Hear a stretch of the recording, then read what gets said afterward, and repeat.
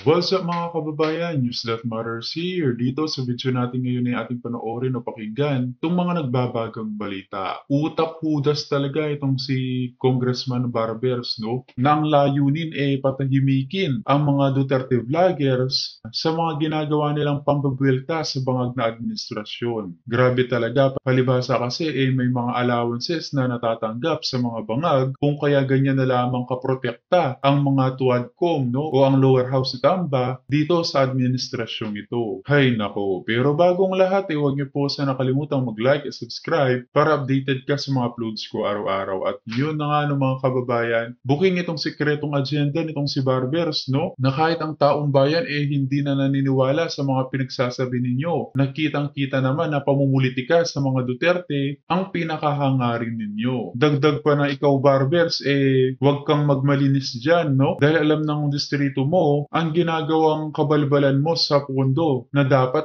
nakalaan sa kanila. Kung kaya naman hindi ko na patatagalin pa, ito na ang buong video. Ito, pag-usapan na po natin itong bagong hirit at banat na naman ito ni Barbers. At saka, alam nyo, itong si Barbers parang lumalala. Dito, nakikita mo talagang ginawa lang nila itong pagdinig ng mga vloggers para talagang gipitin. Wala ho silang direksyon eh. Ito, papaliwanag ko natin, papakita ko sa inyo kung paano talaga mabubuking itong mga congressman na ito.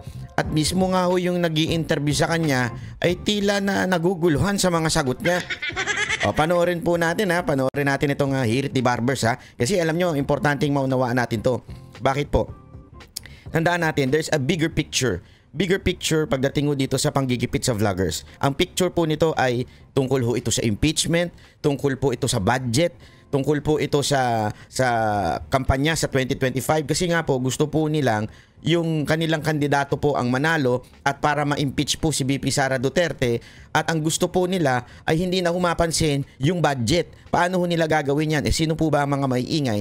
Walang iba kung hindi po yung mga tinatawag nilang vloggers o kaya yung mga political vloggers na tinatawag namin.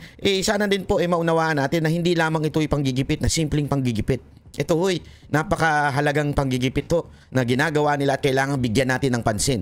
Kailangan ho namin ng tulong ninyong mamamayan na marinig nyo itong nangyayari kasi nga tulad nga nung isa, di ba ho? Yung ginawa dun sa isa kay Jun Abanes is ang ginawa sa kanya ang kaso ay cyber libel pero bakit may search warrant? Alam niyo, pinagtatanong-tanong ko po yan. Kasi ako din po ay may kaso po ako ng libel. So tinatanong ko, ano ba yun? Karapatan ba na kunin yung cellphone? Yan po ba ay legal? At ano po ba ang bakit po may ganyan-ganyan pati laptop hindi pinayagang i-exit man lang daw yung mga e-wallet niya. So napaka-importante yung maunawaan natin ito. Ay panggigipit to the point para matakot yung ibang mga vloggers na bumanat pa po, 'di ba? So sana panoorin natin ito dahil dito makikita nyo, ipakikita natin hanggang dulo ipapakita natin kung ano ang katarantaduhang ginagawa na naman itong kamera na ito. Panoorin po natin. And we are now joined by Surigao del Norte 2nd District Representative Ace Barbers to discuss the latest developments in the House Tri-Committee hearings on the online spread of fake news and disinformation. Welcome to Morning Matters, Congressman. Hi, good morning Gretchen and good morning to all our televiewers. Magandang umaga po sa ating mga kabayan. Let's pick up from the latest hearing, that second hearing on fake news. PDP Laban is accusing the Tri-Committee of harassing the vloggers and influencers by summoning them to this probe. Some vloggers say that this is a trap to have them arrested. Your reaction to that? Well, first of all, they have to realize that the objective of this TRICOM hearing is only to establish a regulatory policy in the use of social media platforms in the country. So ito daw, ang unang purpose lang nito daw ay regulatory. Para para bantayan. Okay? Para daw merong standard na tinatawag. Alam nyo, mali yan. The mere fact na you want to regulate what we are saying is abridging freedom of speech po yun.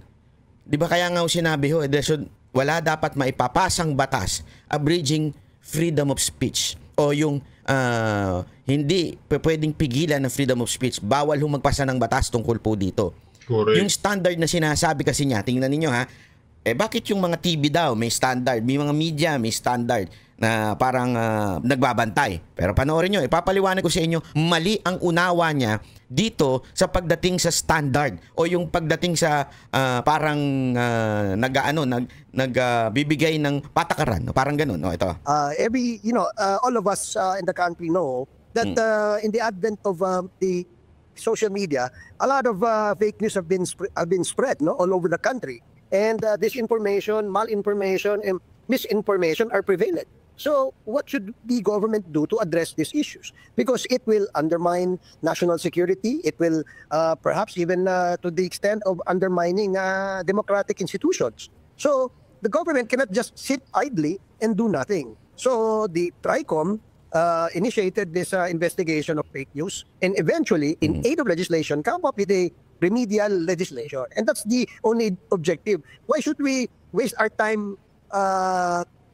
What did they say, entrapment? Or why would we waste our time in detaining them? Alam mo, eto lang ha. Diba kasi para sabihin natin sandali, banat ba, hindi ba kayo mga vloggers ay praning lang dahil na sinasabi nyo kaagad, pinangungunahan nyo kaagad na ipakukulong kayo? Alam nyo, hindi naman po yan galing sa kathang isip. Ginawa nyo yan sa mga taong kalaban ninyo sa politika. Correct. Una, doon sa mga nasa opisina ni Vice President. Tingnan ninyo, sinasagot lamang naman po nila yung tanong ninyo. Nang abot ng kanilang kaalaman, anong sinabi ninyo? Sinungaling kayo. Basta alam nila na mga Duterte ka, mga kababayan, sa kanila sinungaling ka. Kasi nga, ang kanilang hangarin, protektahan ang bangag na gobyerno. Ikaw ba naman makatanggap ng milyon-milyong allowances sa bawat hearing? At sa pagpirma lamang sa impeachment kay VP Sara, hindi ka ba papayag doon, mga kababayan? Nasisilaw sila sa pera kapag ganyan. Therefore, dapat kayo makontempt. Pero remember, they're just answering according to what they know. Di ba ho? Pero hinusgahan ninyo na sinungaling. Once nahusgahan ka dyan na sinungaling, pwede ka nang ipakulong. Una yon. Kay PIDEA Chief. Yung dating PIDEA Chief, di ba? Ganon din po ginawa ninyo. Hinayaan ninyo magpasko, mag-New Year ata dyan sa kamera. Kinulong din ninyo. Kay Grijaldo. Si Grijaldo, nagsabi na ng totoo. Nagsabi na siya ng totoo. Under oath po yun sa Senado. Ibig sabihin, you cannot lie because you are under oath. Di ba? Ano na siya doon? Nagpasa ng affidavit siya doon. Inamin niya na kinausap siya nung dalawa. Anong ginawa ninyo? Ginipit din ninyo. At sinabi ninyong sinungaling. Di ba? Nakakulong pa hanggang ngayon. May example na po. Alam mo yan din ang tanong ko sa mga vloggers na inimbitahan ninyo. Bakit to? Tinanong ko sa kanila, hindi ba kayo napapraning lang? Baka naman na pinangungunahan nyo lang itong kamera na kayo ay kukulong. Hindi naman pala totoo. Di ba? Yan tinanong ko sa kanila yan. Ang sagot nila, marami ng example Ang dami ng example na kinulong. So you cannot say, Mr. Barbers, na walang entrapment na magaganap. Ako, sige, payag ako. Halimbawa, ilagay ninyo sa kasulatan ninyo. Magkaroon kayo ng kasulatan. Ito hamon ko sa inyo. Mangako kayo na hindi nyo ipapakontempt ang mga vloggers. Mangako kayo na hindi porket hindi nyo nagustuhan yung sagot, sasabihin ninyo sinungaling, bastos, o di kaya kung ano-ano pa. Mangako kayo. Kasi kung hindi kayo mangangako, sabi nga, bakit mag-a-appear dyan? Di ba ho? Mangako kayo na hindi nyo huhusgahan. Kasi ang problema, hindi naman kayo korte na para magsabing, sinungaling ka, mali ka. Sandali, sino ho ba kayo? Husgado po ba kayo? Hindi naman kayo husgado. Bakit nyo sasabihin ganyan? Diretsuhan yan wala hong silang ipipresentang ebidensya na, ito, sinungaling ka kasi ito. Wala ko kayong ginaganon Basta hindi lang trip, lalo na yung isang dating dating hitman, tawag nga nila, dating hitman daw yan. Pag yan, hindi niya nagustuhan yung sagot, ipapakontempt ka na kagad. Maglabas kayo ng kasulatan, deal, na hindi kayo magpapakontempt. Pustahan tayo, mag-a-appear lahat ng mga vloggers dyan. Sigurado mapapahiya pa kayo. Tuloy natin. If we don't have any basis, can we get anything out of that? No. You can. Anong sinasabi mo? You cannot get anything out of that. Meron kayo makukuha. Matatakot to ang mga tao. At saka hindi na ako makakapag-vlog. Yun ang benefit nun. Ibig sabihin nun, hindi na kayo mababanatan. Yun lang naman po yun kasi pikon na pikon kayo Pikon na pikon kayo na nababanatan kayo So, ibig sabihin nun, mga kababayan, meron kayo nakukuhang benefit. So, wag natin sasabihin na wala kayo nakukuhang benefit. We invited them is because they were the ones who are active in the social media, and we wanted to know if they indeed would agree to a policy that will be approved by Congress and eventually become a law.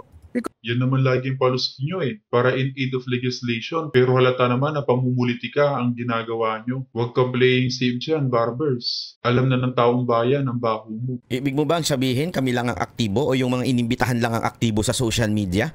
Napakalabo naman po ata nun, sir. Hindi ho. Dalawang panig ho yan eh. Hindi nyo nga ini-invite yung kabilang panig eh. Oh, eto, bibigyan ko na kay example. Yung umamin na binayaran siya daw nga highest paid, si Makagago. Bakit hindi nyo imbitahan dyan? Political vlogger na ho din yan. Oh. Yung iba pang bumabanat at nagpapakalat ng fake news, kahit sa INC, pinapakalatan ng fake news. Bakit hindi nyo imbitahan? Di ba ho? Oh. Lahat ho ng mga Marcos vloggers na ang dami ho nilang pinapakalat ng fake news, hindi nyo iniimbitahan. Tapos sasabihin ninyo, because we are the only one active. At saka sandali, kami lang po ba? Mga political vloggers, bakit hindi po imbitahan yung mga mas malalaki pang kita? Yung mga vloggers dyan o mga influencers. Kasi this is about social media. Mga influencers na ba't hindi nyo silipin sila?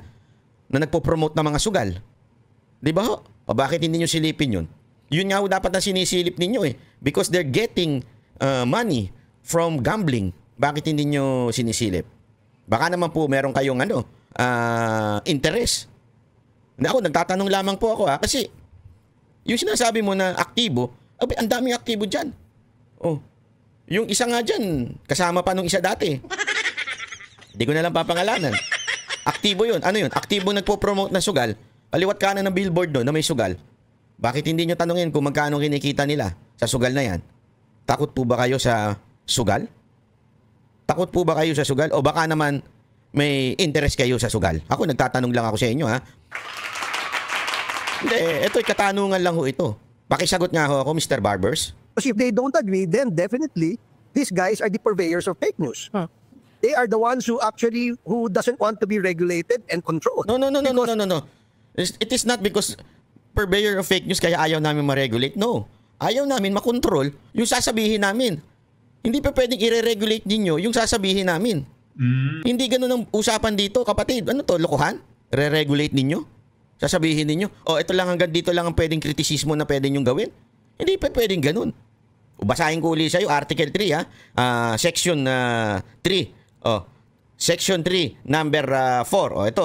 No law shall be passed abridging, Section 4 pala, Section 4 ng Article 3. No law shall be passed abridging the freedom of speech, of expression, or the press, or the right of the people peaceably to assemble, petition, and government for redress and grievances. Okay Walang batas para pigilan ng kalayaan ng pamamahayag. Sasabihin ninyo, freedom of speech is not parang meron niyang hangganan.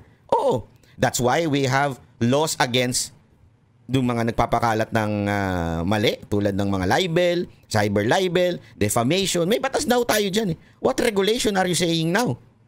Diba? We have so much laws na para ho pigilan ang hindi tama, illegal, na pagkakalat ng fake news. Meron, kahit nga fake news law, meron na rin ho tayo eh. So ano pang kailangan ninyo?